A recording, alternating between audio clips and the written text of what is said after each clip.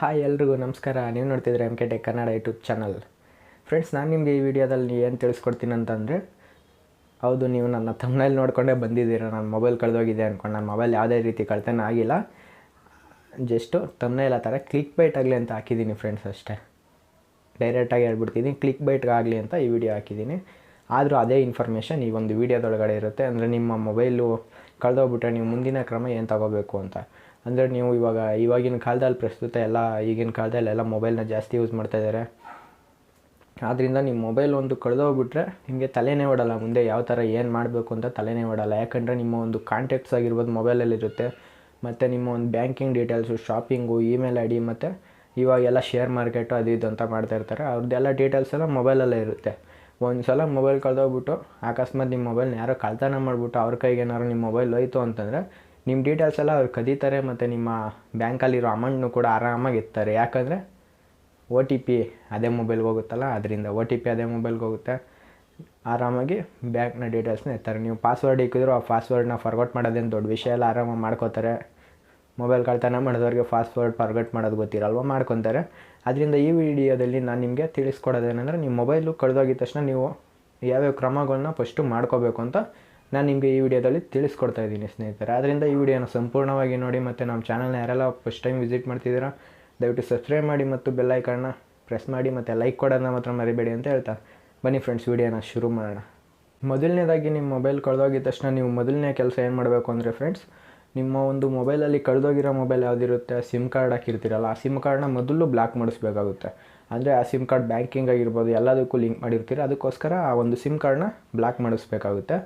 ಅದಕ್ಕೋಸ್ಕರ ಆ ಸಿಮ್ ಕಂಪ್ನಿಯವ್ರಿಗೆ ನೀವು ಇನ್ನೊಂದು ಮೊಬೈಲಿಂದ ಕಾಲ್ ಮಾಡಿ ಆ ನಂಬರ್ ಹೇಳಿ ಬ್ಲಾಕ್ ಮಾಡಿಸ್ಕೊಳ್ಳಿ. ಬ್ಲಾಕ್ ಮಾಡಿಸಿಲ್ಲ ಅಂದರೆ ಏನಾಗುತ್ತೆ ಅಂದರೆ, ಮೊಬೈಲ್ನ ಕದ್ದವ್ರು ಏನು ಮಾಡ್ತಾರೆ, ನಿಮ್ಮ ಒ ಟಿ ಪಿ ಎಲ್ಲ ಅದಕ್ಕೆ ಹೋಗುತ್ತೆ. ಅದರಿಂದ ಎಲ್ಲ ನಿಮ್ಮ ಡೀಟೇಲ್ಸನ್ನು ಒ ಟಿ ಪಿ ಹಾಕಿ ಅಥವಾ ನಿಮ್ಮ ಒಂದು ಬ್ಯಾಂಕ್ ಡೀಟೇಲ್ಸ್ ಆಗಿರ್ಬೋದು ಎಲ್ಲ ಕದೀತಾರೆ. ಮತ್ತು ನಿಮ್ಮ ಅಮೌಂಟ್ ಕೂಡ ಆವಾಗಲೇ ಹೇಳ್ದಂಗೆ ಅವರೊಂದು ಖಾತೆಗೆ ಟ್ರಾನ್ಸ್ಫರ್ ಮಾಡ್ಕೊಬಿಡ್ತಾರೆ. ಎಲ್ಲ ಖಾಲಿ ಆಗಿಬಿಡುತ್ತೆ ನಿಮ್ಮ ಬ್ಯಾಂಕ್ ಅಕೌಂಟು. ಅಥವಾ ಯಾವುದೇ ಒಂದು ಅಪ್ಲಿಕೇಶನ್ಗಳು ಯಾವಾಗಲೇ ಹೇಳಿದ್ನಲ್ಲ ಶೇರ್ ಮಾರ್ಕೆಟ್ ಅದೆಲ್ಲ, ಅದಕ್ಕೆಲ್ಲ ಒ ಟಿ ಪಿ ಬಂದು ಲಾಗಿನ್ ಮಾಡ್ಕೊಂಡು ನಿಮ್ಮ ಅಮೌಂಟೆಲ್ಲ ಅವ್ರು ದೋಚುವಂಥ ಚಾನ್ಸಸ್ ಇರುತ್ತೆ. ಆದ್ದರಿಂದ ನೀವು ಮೊದಲನೇದಾಗಿ ಸಿಮ್ ಕಾರ್ಡ್ನ ಬ್ಲಾಕ್ ಮಾಡಿಸ್ಬೇಕಾಗುತ್ತೆ. ನೀವು ಸಿಮ್ ಕಾರ್ಡ್ನ ಬ್ಲಾಕ್ ಮಾಡಿಸೋದ್ರಿಂದ ಯಾವುದೇ ಒ ಟಿ ಪಿ ಆಗಲಿ ಯಾವುದೇ ಮೆಸೇಜ್ ಆಗಲಿ ಆ ನಂಬರ್ಗೆ ಹೋಗೋದಿಲ್ಲ. ಅದರಿಂದ ಮೊದಲನೇ ಕೆಲಸ ಇದನ್ನು ಮಾಡಿ. ಮತ್ತು ಎರಡನೇ ಕೆಲಸ ಏನು ಮಾಡಬೇಕು ಅಂತ ಅಂದರೆ, ಇಂಟರ್ನೆಟ್ ಬ್ಯಾಂಕಿಂಗ್ ಇರುತ್ತೆ ಮೊಬೈಲಲ್ಲಿ ಇರುತ್ತಲ್ಲ, ಸಿಮ್ಗೆ ಯಾವುದು ಲಿಂಕ್ ಆಗಿರುತ್ತೆ ಇಂಟರ್ನೆಟ್ ಬ್ಯಾಂಕಿಂಗು, ಆ ಸಿಮ್ಗೆ ಯಾವ ಬ್ಯಾಂಕ್ ಲಿಂಕ್ ಆಗಿದೆ ಆ ಬ್ಯಾಂಕ್ನ ಒಂದು ಬ್ರ್ಯಾಂಚ್ಗೆ ನೀವು ಮೊದಲನೇದಾಗಿ ಕರೆ ಮಾಡಬೇಕಾಗುತ್ತೆ. ಫೋನ್ ಮಾಡಿಬಿಟ್ಟು ಏನು ಹೇಳಬೇಕು ಅಂತಂದರೆ, ಮೊಬೈಲ್ ಈ ಥರ ಕಳೆದೋಗಿದೆ ಅಂತ ಹೇಳಿ ಅದನ್ನು ಬ್ಲಾಕ್ ಮಾಡಿಸ್ಬೇಕಾಗುತ್ತೆ. ಇಂಟರ್ನೆಟ್ ಬ್ಯಾಂಕಿಂಗ್ನ ಬ್ಲಾಕ್ ಮಾಡಿಸಿ ಮೊದಲು.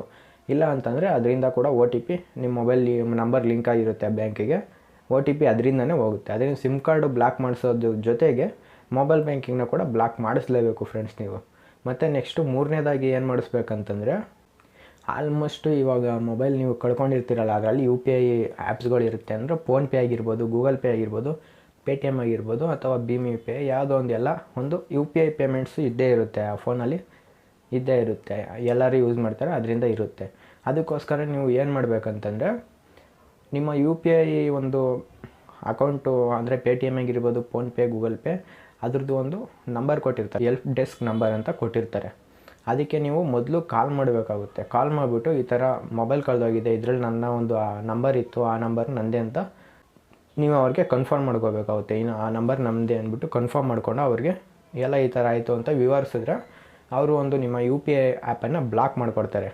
ಇದರಿಂದ ಕೂಡ ನಿಮ್ಮ ಅಮೌಂಟು ಅವ್ರ ಅಕೌಂಟ್ಗೆ ಟ್ರಾನ್ಸ್ಫರ್ ಆಗೋದನ್ನ ತಡಿಬೋದು, ನಿಮ್ಮ ಮೊಬೈಲ್ ಕಳೆದೋಗ್ಬಿಟ್ರೆ. ಅದಕ್ಕೋಸ್ಕರ ಈ ಸ್ಟೆಪ್ನ ಮಾಡಿ. ಮತ್ತು ನೆಕ್ಸ್ಟು ಸ್ಟೆಪ್ ಏನು ಮಾಡಬೇಕು ಅಂತಂದರೆ, ಇದು ಕಡೆ ಟಿಪ್ಸ್. ಇದರಲ್ಲಿ ಏನು ಮಾಡಬೇಕಂದ್ರೆ, ನೀವು ಪೊಲೀಸ್ ಸ್ಟೇಷನ್ಗೆ ಕಂಪ್ಲೇಂಟ್ ಕೊಡಬೇಕಾಗುತ್ತೆ. ಅಂದರೆ ನಿಮ್ಮ ಮೊಬೈಲ್ ಕಳೆದೋಗಿದ ತಕ್ಷಣ ಈ ಒಂದು ಎಲ್ಲ ಫಸ್ಟು ಹೇಳಿದ್ನಲ್ಲ ಈ ಟಿಪ್ಸ್ಗಳನ್ನ ಫಾಲೋ ಮಾಡಾದ್ಮೇಲೆ ನೆಕ್ಸ್ಟು ಇದರಲ್ಲಿ ಬಂದು ಪೊಲೀಸ್ ಸ್ಟೇಷನ್ಗೆ ಕಂಪ್ಲೇಂಟ್ ಮಾಡಿ. ಪೊಲೀಸ್ ಸ್ಟೇಷನ್ಗೆ ಕಂಪ್ಲೇಂಟ್ ಮಾಡಿ ಅವರು ಎಫ್ ಐ ಆರ್ ಕಾಪಿ ಕೊಡ್ತಾರೆ ನಿಮಗೆ. ಎಫ್ ಐ ಆರ್ ಕಾಪಿ ಇಟ್ಕೊಂಡಿರಿ. ಯಾಕಂದರೆ ನಿಮ್ಮ ಮೊಬೈಲ್ ಕಳೆದೋದಾಗ ಅವರು ನಿಮ್ಮ ಮೊಬೈಲಲ್ಲಿ ಏನಾದರೂ ಮಾಡಿದ್ರೆ, ಏನಾದರೂ ಮಿಸ್ಯೂಸ್ ಮಾಡ್ಕೊಂಡ್ರೆ ನಿಮ್ಮ ಮೊಬೈಲ್ನ, ಈ ಎಫ್ ಐ ಆರ್ ಕಾಪಿ ನಿಮಗೆ ಪ್ರೂಫ್ ಆಗಿರುತ್ತೆ. ನನ್ನ ಮೊಬೈಲ್ ಕಳೆದೋಗಿದೆ, ಆಲ್ರೆಡಿ ಕಂಪ್ಲೇಂಟ್ ಕೊಟ್ಟಿದ್ದೀನಿ, ಈ ಒಂದು ಡೇಟಲ್ಲಿ ಈ ಒಂದು ಸಮಯದಲ್ಲಿ ಕಳೆದೋಗಿದೆ ಅಂತ ತೋರಿಸ್ಬೋದು. ನಿಮ್ಮ ಮೊಬೈಲು ಕಳೆದೋಗಿರೋ ಮೊಬೈಲಲ್ಲಿ ಏನಾದ್ರು ಮಿಸ್ಯೂಸ್ ಆದರೆ. ಆದ್ದರಿಂದ ನಿಮ್ಮ ಮೊಬೈಲ್ ಕಳೆದೋಗಿದ ತಕ್ಷಣ ಆವಾಗಲೇ ಹೇಳಿದ್ನಲ್ಲ ಟಿಪ್ಸ್ಗಳನ್ನೆಲ್ಲ ಫಾಲೋ ಮಾಡಿ ಮತ್ತು ಪೊಲೀಸ್ ಸ್ಟೇಷನ್ಗೆ ಮರೀದೇ ಕಂಪ್ಲೇಂಟ್ ಕೊಟ್ಬಿಟ್ಟು ಎಫ್ ಐ ಆರ್ ಕಾಪಿ ತೊಗೊಂಡಿರಿ. ತುಂಬ ಯೂಸ್ ಆಗುತ್ತೆ. ಈ ವಿಡಿಯೋ ನಿಮಗೆ ಇಷ್ಟ ಆಗಿದೆ ಅಂತ ತಿಳ್ಕೊತೀನಿ ಸ್ನೇಹಿತರೆ.